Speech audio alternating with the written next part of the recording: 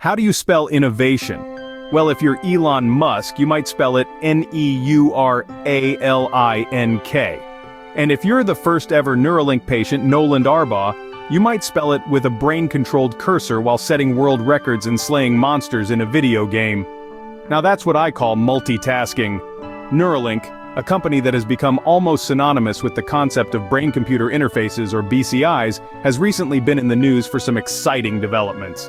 Despite a few hiccups and some electrode thread retraction, the company's first human patient, Nolan, has been using his brain implant to play games like Slay the Spire and old-school RuneScape. Now, what's more impressive than using your mind to play a card game that's also a roguelike?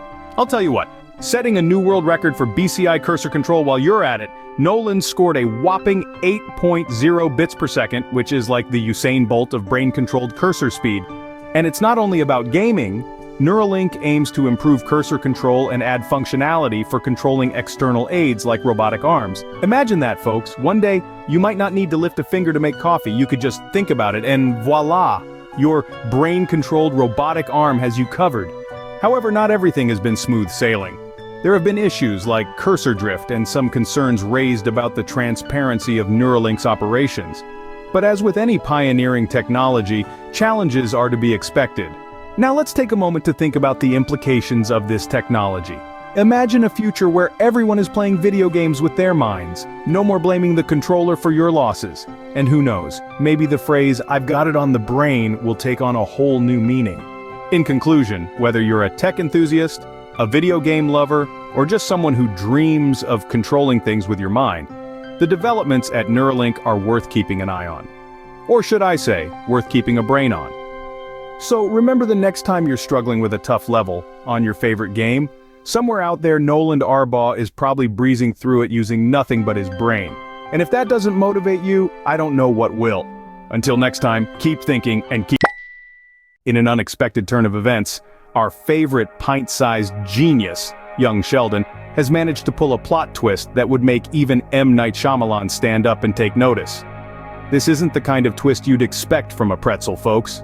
It's the kind that makes you look at your TV screen, scratch your head and say, wait, what just happened? So, hold on to your spectacles and bow ties because we're diving headfirst into the most jaw-dropping revelation from Young Sheldon. Yes, we're talking about the demise of George Cooper, the character who, much like a Texas tumbleweed, has rolled his way into our hearts. This was a storyline that was already hinted at in The Big Bang Theory, but the way it was handled in Young Sheldon was nothing short of a masterstroke. Now, the decision to address this significant death in the final season of Young Sheldon was as carefully planned as a chess game between Sheldon and Leonard. And much like that hypothetical chess game, it was filled with unexpected moves, sudden checkmates, and a lot of intense staring. Speaking of staring, actor Lance Barber, who plays George, knew about his character's fate from the get-go. Talk about a spoiler alert.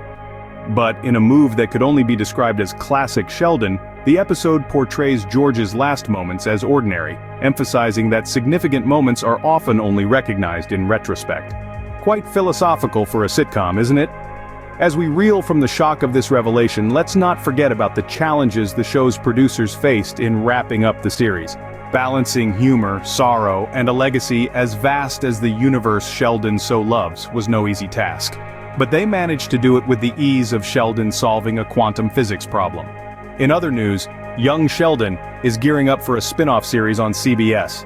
The show will follow Young Sheldon's characters Georgie and Mandy as they navigate the wild terrains of adulthood, parenting, and marriage in Texas. A bit like All in the Family meets The Jeffersons, but with more cowboy boots and fewer New York high-rises. So, as we bid farewell to Young Sheldon and prepare for the next chapter in the Cooper family saga, let's remember the wise words of our beloved Sheldon Cooper. I'm not crazy, my mother had me tested. And on that note, we wrap up this roundup. Until next time, keep your bow ties straight and your equations balanced. Engaging hook. Imagine the sun waking up on the wrong side of the bed and throwing a tantrum that lights up the entire sky. That's what a severe solar storm is like, and it's happening right now. But don't worry, it's not the end of the world, just a cosmic light show that even the biggest Vegas casinos would be jealous of. We all know the sun is that big bright ball in the sky that gives us tan lines, but it's also a massive, fiery, nuclear fusion reactor. And just like a teenager in a mood, it has its outbursts. These solar tantrums, also known as solar storms, can supercharge the northern lights, also known as the aurora borealis. It's like the sun giving the earth a flashy neon makeover.